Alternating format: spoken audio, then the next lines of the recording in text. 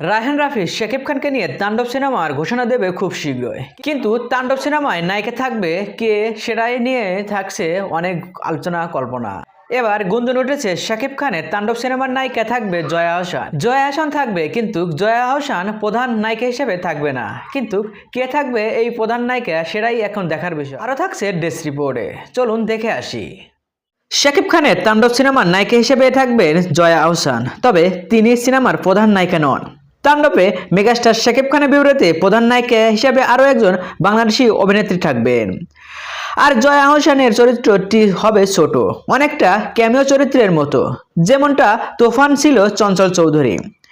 তবে প্রধান নায়িকা হিসেবে কে থাকবেন সেটাই এখন দেখার বিষয়। সো ভিউয়ার্স, আপনি কি শাকিব খানের তাণ্ডব সিনেমার প্রধান নায়িকাকে দেখতে চান? তো কমেন্ট বক্সে জানিয়ে দিন। আর হ্যাঁ, বিনোদন জগতের সকল খবর পেতে চ্যানেলটি সাবস্ক্রাইব করুন। ধন্যবাদ।